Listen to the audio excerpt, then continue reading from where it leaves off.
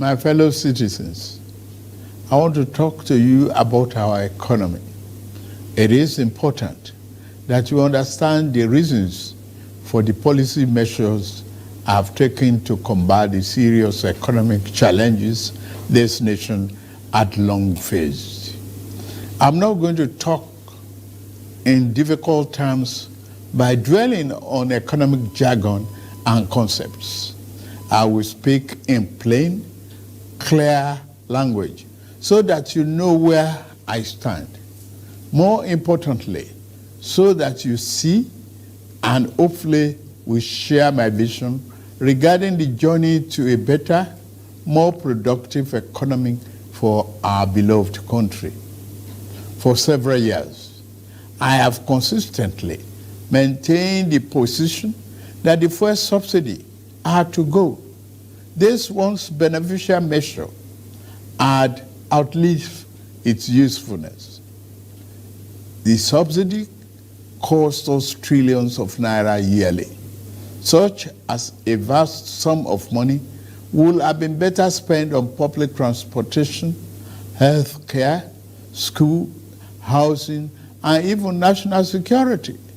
Instead, it was being funneled into the deep pocket and lavish bank account of a selected group of individuals. This group had amassed so much wealth and power that they became a serious threat to the fairness of our economy and the integrity of our democratic governance. To be blunt, Nigeria could never become the society it was intended to be as long as such small, powerful, yet unelected groups hold enormous influence over our political economy and the institutions that govern it. The whims of the few should never hold dominant sway over the hopes and aspirations of the many. If we are to be a democracy, the people and not the power of money must be sovereign. The preceding administration saw this looming danger as well.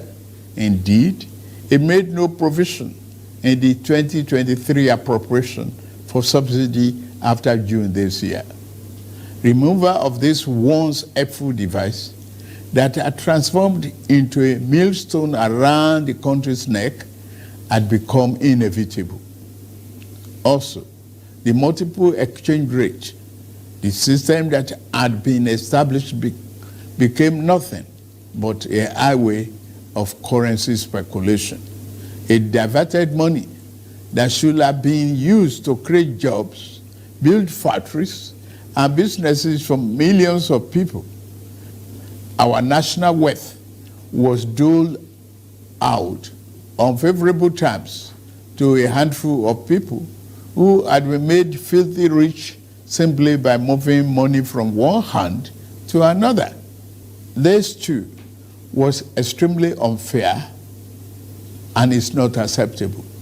It also compounded the threat that the illicit and mass accumulation of money posed to the future of our democratic system and its economy. I had promised to reform the economy for the long-term good by fighting major imbalances that has plagued our economy. Ending the subsidy and the preferential exchange rate system were key to this fight. This fight is to define the fate and future of our nation. Much is imbalance. Thus, the effect in our economy immensely profited a tiny elite, the elite of the elite, you might call them. As we move to fight the flaws in the economy, the people who grow rich from them predictably will fight back through every means necessary. But we are ready. Our economy is going through a tough patch, and you are being hurt by it, I know. The cost of fuel has gone up. Food and other prices have followed it. Households and businesses struggling. Things seem anxious and uncertain. I understand the hardship you face. I wish there were other ways, but there is not. If there were, I would have taken that route, as I came here to help, not to hurt the people and the nation that I love so dearly. What I can offer in the immediate is to reduce the burden of current economic situation, which has imposed on all of us, most especially on businesses, the working class, and most vulnerable among us. Already, the federal government is working closely with states and local governments to implement interventions that will cushion the pains of our people across socio-economic brackets. Earlier this month, I signed 4 executive orders in keeping with my electoral promise to address unfriendly fiscal policies and multiple taxes that are stifling the business environment. These executive orders on suspension and deferred commencement of some taxes will provide the necessary buffers and headroom to businesses in manufacturing sector to continue to thrive and expand. To strengthen the manufacturing sector, increase its capacity to expand and create good paying jobs, we are going to spend 75 billion between July 2023 and March 2024. Our objective is to fund minimum of 75 enterprises with great potential to kickstart a sustainable economic growth, accelerated structural transformation, and improved productivity. Each of these 75 manufacturing enterprises will be able to access 1 billion credit at a maximum of 9% per annum, with maximum of 60 months repayment for long-term loans and 12 months for working capital. Our administration recognizes the importance of micro, small, and medium-sized enterprises and the informal sector as the drivers of growth.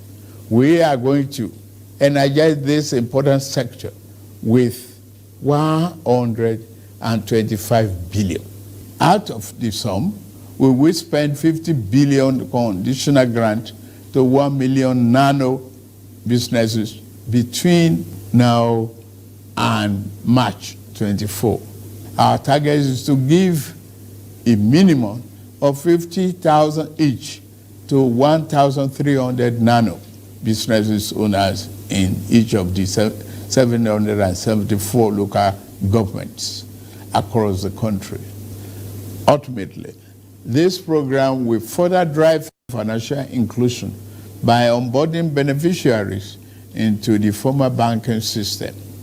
In like manner, we will fund 100,000 MSMEs and startups with 75 billion.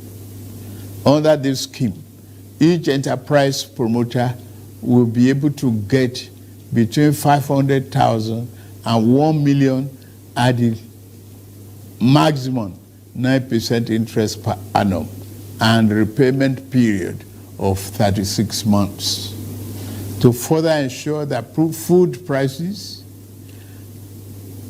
and the items remain affordable, we have had a multi-stakeholder engagement with various farmers and associations and the operators within the agricultural value chain. In short and in immediate terms, we will ensure stable food are available and affordable. To this end, I have ordered release of 200,000 metric tons of grains from strategic reserves to households across the 36 states and FCT to moderate prices. We are also providing 225,000 metric tons of fertilizer, seeding, and other inputs to farmers who are committed to to our food security agenda. Our plan to support cultivation of 500,000 hectares of farmland and all year-round farming practice remain on course. To be specific, 200 billion out of the 500 billion approved by the National Assembly will be disbursed as follows. Our administration will invest 50 billion each to cultivate 150,000 hectares of rice and maize. 50 billion each will also be earmarked to cultivate 100,000 hectares of wheat and cassava. This expansive agricultural program will be implemented targeting small farm holders and leveraging large-scale private sector players in the agri-business with strong performance record. In this regard, the expertise of developed financial institutions, commercial banks, and microfinance banks will be tapped to develop a viable and appropriate transaction structure for all stakeholders. Fellow Nigerians, I made a solemn pledge to work for you, how to improve your welfare and living conditions. It's of paramount importance to me, and it is the only thing that keeps me up day and night. It is in the light of this that I approved the infrastructure support for the states. This new infrastructure fund will enable states to intervene, to invest and reinvest in critical areas and bring relief to many of the pain points, as well as revamp our decaying healthcare and educational infrastructure. The fund will also bring improvement to rural access roads to ease the evacuation of farm produce to markets. With the fund, our state will become more competitive and on a stronger financial footing to deliver economic prosperity to Nigerians. Part of our program is to roll out buses across state and local government for mass transit at a much more affordable rate. We have made provision to invest 100 billion between now and March 2024 to acquire minimum of 3,000 units of 20-seater CNG fuel buses. These buses will be shared to major transportation companies in the state using the intensity of travel per capita. Participating transport companies will be able to access credit under the facility at a maximum per annum 9% interest rate with 60 months repayment period. And then, in the same vein, we are also working in a collaboration with the labor unions to introduce a new national minimum wage for workers. I want to tell you, our workers, that this,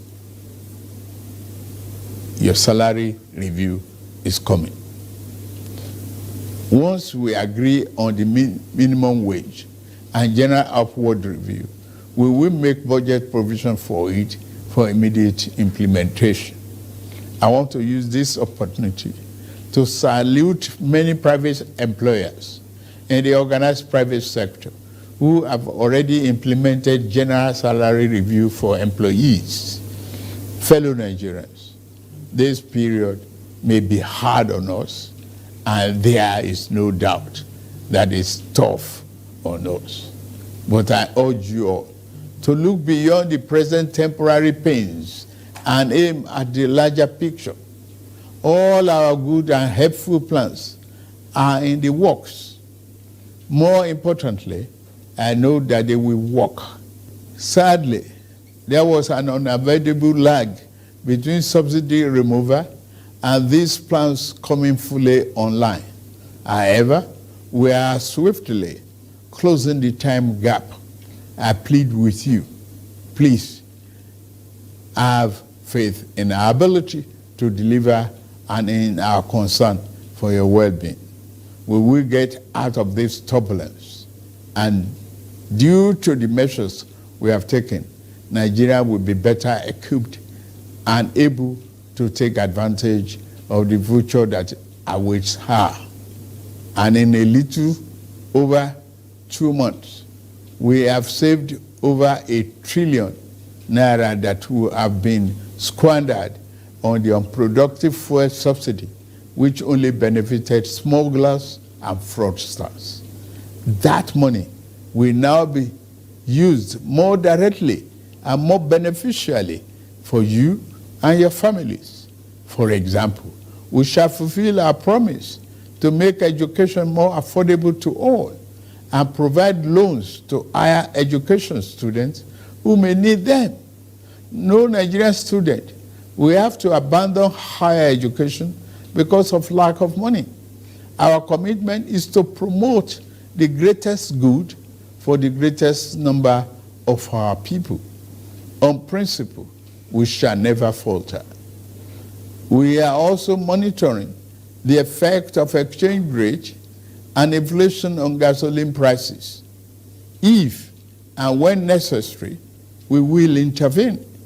I assure you, my fellow countrymen and women, that we are exiting the darkness to enter a new and glorious dawn. Now, I must get back to work in order to make this vision come true. Thank you all for listening, and may God bless Federal Republic of Nigeria.